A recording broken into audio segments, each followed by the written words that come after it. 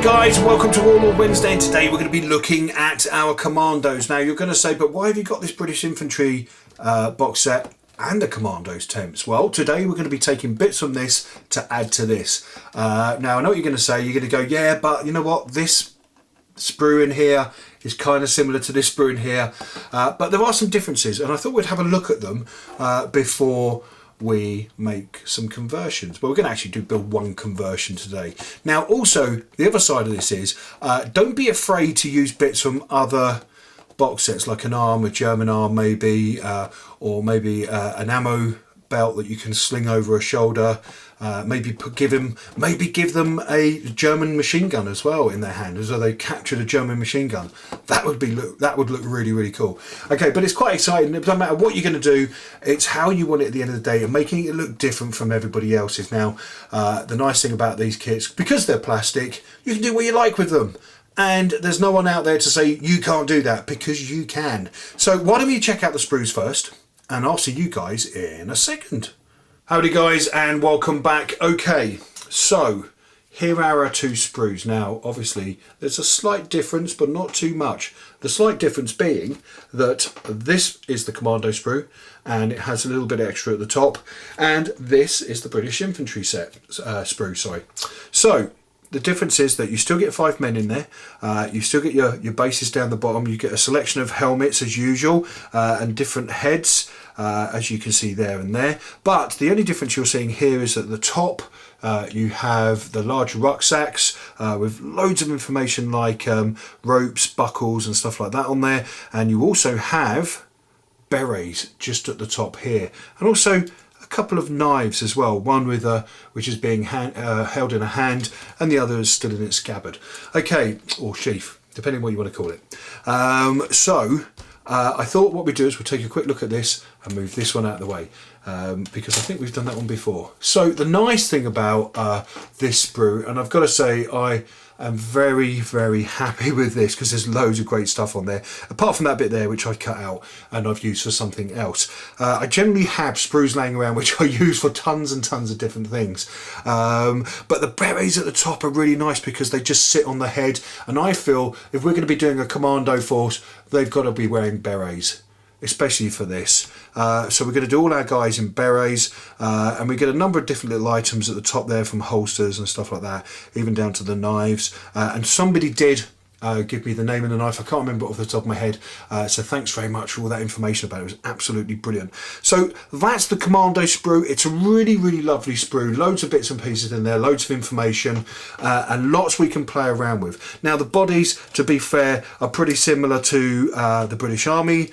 loadout that you can see just here, so there's no difference there, even down to the arms and other little bits and pieces, pretty much the same, but it's the odd bits here and there that make the sprues that little bit more exciting. Now if you remember last time we had a German sprue, which we've got here still, and this is from the parachute unit, so we're going to nick some stuff off there, because I kind of like the idea of maybe giving one of them a machine gun or a submachine gun of some sort that they can carry around, instead of having the normal Sten gun or rifle that they're going to use. And I kind of like the idea is maybe it's a captured weapon and he's using it, so I think we might use this one just here. I don't know yet, it's something exciting we can play around with. And we've also got these really nice bits and pieces here where one's holding a binocular, and we can also see some other bits and pieces just there as well that might be useful. So we're going to play around with that, so let's get started and I'll see you guys in a second.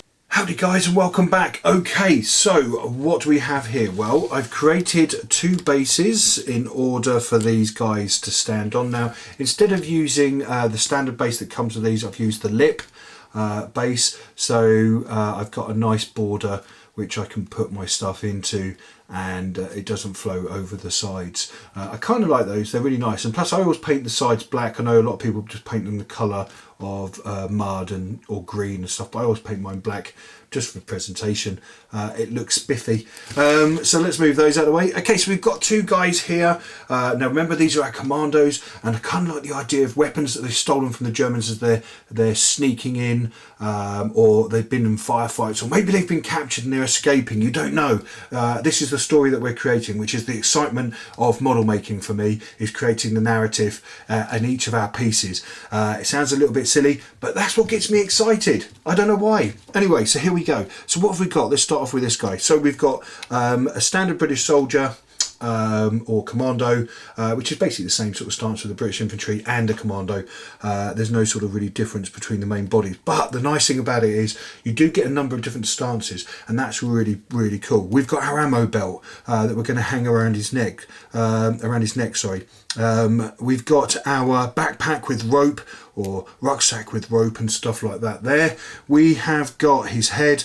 We've even got a beret, and we've got some little bits and pieces to hang off his waist, and the captured German machine gun, which is really, really nice. Now that comes with both arms holding it, and one without the hand, because the hand's already built into the model, into the gun, so you just stick those together. Now on the other side, we've got a guy leaning back slightly, so that's his stance. We've got a backpack with a rope, or rucksack with a rope hanging off.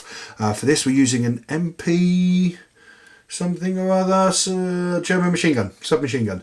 I really can't get this. Get your World War II right, temps. MP90, I don't know, we'll just make it up as we go along. So we've got that there. Again, the hand's already cast into it. We've got the arm without the hand, so that'd be nice, just putting that on there. We've got the knife, we've got the beret, we've got a couple of pieces to hang off the waist, and we've got his head just there. So why don't we start putting these together, and let's look at the finished product. Okay guys, I'll see you in a second. Howdy guys, and welcome back. Okay, so here's our finished pieces. Now there's no point me doing a video of me sticking them together, because you can do that yourself. You just need to see the finished product. Now all I'm saying is, with these, you're creating a bit of narrative with each individual piece you do. And you know, okay, uniform's always going to be the same, but there's nothing wrong with sort of a little bit of conversion, a little bit of playing around, just to make your minis that, you know, that extra bit more special. So when people look at it, they go, oh wow, he's got a German machine gun in his hand.